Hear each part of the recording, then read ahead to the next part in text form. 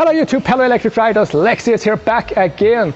I'm so excited to show you the second part of EVTec video, how the charging station works today, because in the last video the technical engineer explained more about the hardware and how the AC gets converted to DC to charge my motorcycle, and this time he will explain a little bit more in depth how software works, how the whole charging procedure works. So hey, let's get into this topic. I'm so excited, so watch it after the intro.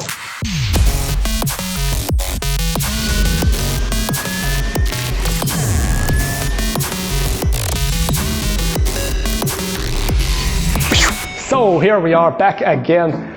Welcome Matthias, he is the technical engineer here at EVTec Switzerland, and today he will explain a little bit more about how the whole stuff works. I have no clue about, but you will explain me what's the topic for today, what you're showing us today. Last time we talked about more technical mechanical parts of the charger, and this time I will tell you something about software, about the brain of the charger. Yeah. And let's take a look at it. So he started the charging procedure and connected the computer, so we can show about actual data the motorcycle delivered to the computer and backwards, and he will explain a little bit more about the charging procedure. Yeah, let's have a look at it. Here is the normal screen that we usually have on a charger. We see just a few values on there, like transferred energy and transferred power, but sometimes we need a little more information about the charging session to find errors and develop further functions. So we have here a rather complicated looking screen where we can see a lot more of information.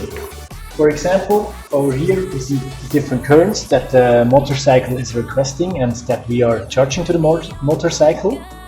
We also see what power at the moment is charged to the motorcycle.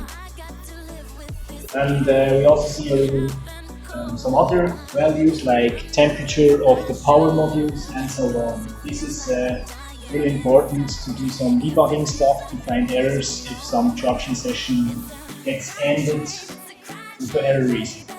So now we're at the charging station over here. It's linked to the computer, so you will see here the same screen at the computer. At the charging station delivered the data to any computer here in the headquarters.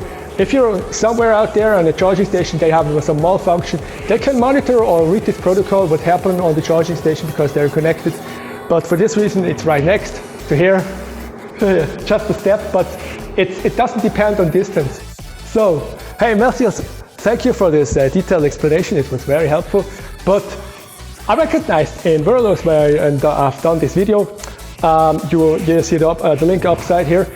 When I did this video about charging, how to charge my Energica, maybe you watched it, maybe you recognized this container was on the side. I showed you these massive cables where the network delivered power, and I was curious what's inside, because this could be a diesel generator inside to deliver that energy, but now I asked him what's the deal about this container, what kind of tech is inside, and he explained this following. So let's come over and see you.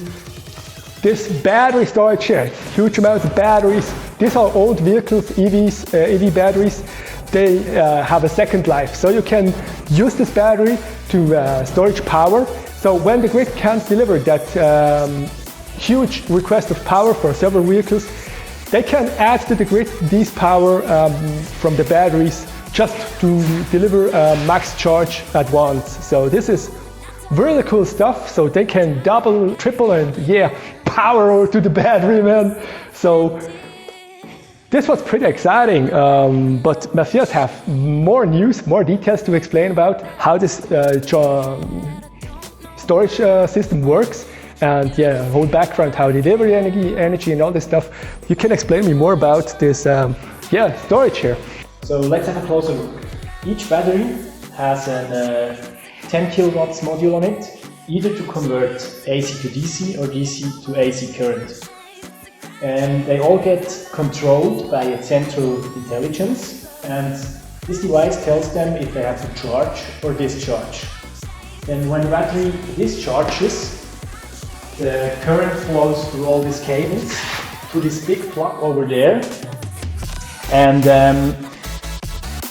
it gets fed to the grid, and we can, for example, charge the bike with this charger, but the current doesn't come from the grid, but it comes from the batteries.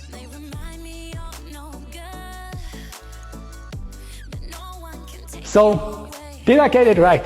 The whole energy you stored in here you can use for working on computers or having a charge at some vehicles you need to charge just for testing purpose and all this kind of stuff.